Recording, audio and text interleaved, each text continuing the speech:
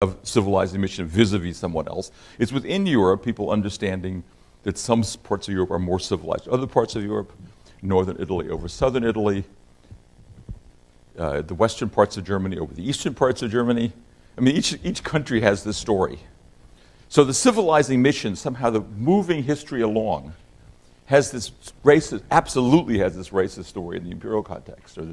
But it's a story that plays out all over and at different levels. Different, if you want, cultural or perceived cultural gradients. If you want to think of this, it's like almost osmotic, or it's not osmosis because it goes with force, but the idea that something needs to move toward this direction. So, number one is a civilizing mission. And if you think, again, understand how Europeans saw this and how they understood themselves in this, it's not hard to believe that this might be actually the case. So the Europeans go into this part of the world, they're dressed in what reasonable people dress, and the natives are not dressed in what reasonable people dress. The pictures that Europeans saw of this parts of the world were either, if you looked at the Northern African case, women in a harem, or in seclusion, which, as we know from earlier lectures, is in the European context of progress, an earlier stage of European civilization, or the naked women of sub-Saharan Africa, who clearly are also in an earlier stage of progress. So the visual record of this, and I'm just giving you one picture, so it makes manifest the truth of the civilizing mission. Of course we're civilized, and they're not civilized. Well, the second notion, or a version of this notion, is the white man's burden. Maybe the most famous example of this is Rudyard Kipling's poem in 1899 called The White Man's Burden. Kipling wrote this when he was in New York.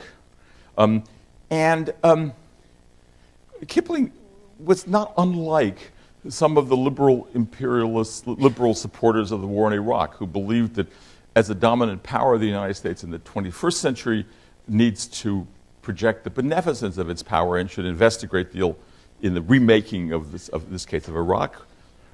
Kipling thought the United States, now as a rising world power, needed to not just rape and pillage in the Philippines, but do something positive, remake this civilization. And this is what you get, the white man's burden. Take up the white man's burden, send forth the best ye breed, go bind your sons to exile, to serve your captives' need, to wait in heavy harness on fluttered folk and wild, your new-caught sullen peoples, half devil and half child. The specific reference is the people of the Philippines.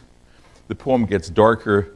It's not so clear at the end that he's actually the speaker in the poem, is behind this project. But the call is basically, if you're going to be an imperialist, you need to bring progress with you. You need to do something. Yeah. Lars. In your lecture, you have a slide on what's on the Statue of Liberty. What? Bring us your huddled masses? I don't have a picture. Similar. Right.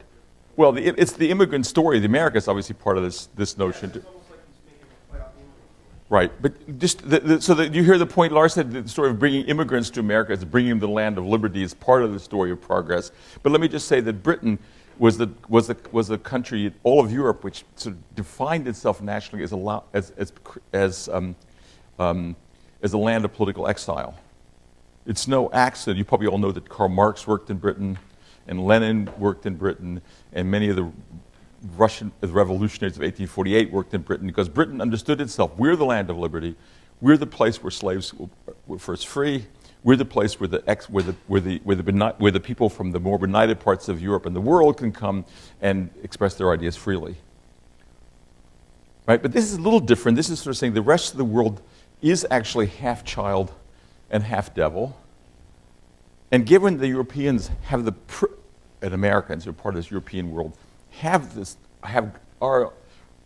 military might, have the technology, have the science, have the education, the languages, all these things that are, quote, in progress, you can't just go and steal from these people. You have to do something for them. That's the notion. Now, I am aware, as you are no doubt aware, of the ironies of all this, having read about the Congo. And that's where the lecture will be going. But I'm trying to set you up now for what the ideologies of this are. So and it's not, okay. The third point, and I mentioned this in an earlier lecture, is the evangelical impulse. Go you into all the world and preach the gospel. In some cases, missionaries were in these places before the imperial expansion. and actually sort of helped pull it in. In some cases, they were after. But in any case,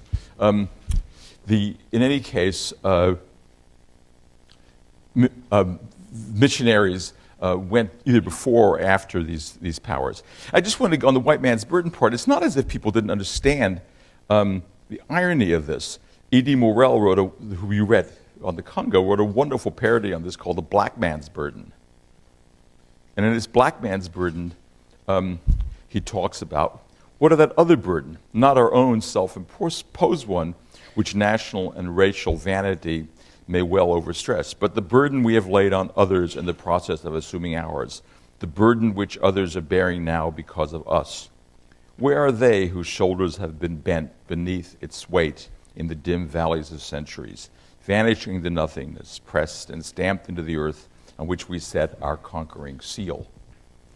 So the irony of this story was aware to the Europeans at the same time as this story was driving,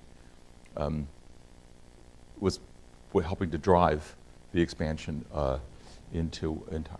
So just to give you some version of this evangelical story, David Livingstone, a great mid-century Scottish Presbyterian missionary, reading the gospel to the Africans. And actually, Livingstone is actually a complicated figure who, many of these are complicated figures who don't actually fit into this sort of European racist model. I mean, he was it said in Heart of Darkness that they worshipped Kurtz. They didn't actually worship Livingstone, but Livingstone was something of a local hero.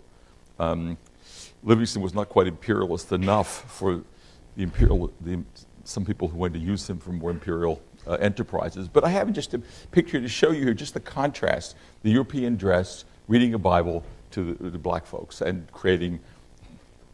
exporting this Western religion into these places. Well, the fourth point is racism. When I gave this course last year, not last year, I gave it once before, 2 years ago, I used a book by the name of Sven Burkhardt called Exterminate the Brutes, which is a line from one of Kurtz's lines in Heart of Darkness.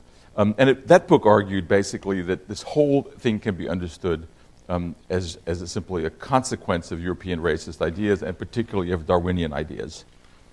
I did a really stupid thing with signing that book. I signed the book because a friend had signed it and I hadn't read it first. You guys would never do that, but I did it. And it's a terrible book because it turns out that, first of all, Darwin isn't very much of a racist, and secondly, at least I think myself that racism, though God knows it's manifest, is more of a back formation, more of something that once you're there and people have these resistances and these radically different views and perspective, race becomes a kind of reason for it, rather than the cause, rather than what drives you there. That said, I do need to. It is the case that racism, particularly racism as a scientific doctrine, develops in the 19th century, and I think it develops very much in response to the universalist challenges that we've been talking about. And it was, once you make a claim that all people are equal, or that everyone's entitled to these liberties, or that everyone's entitled to protection under the laws of war, all these things we've been talking about, once you make the claim to everyone, someone's going to say, but wait a minute, what about? Right? And then once you have the wait a minute, what about argument, you get some people who say, well, not only are they not now like us, but they'll never be like us. They're the natural slaves.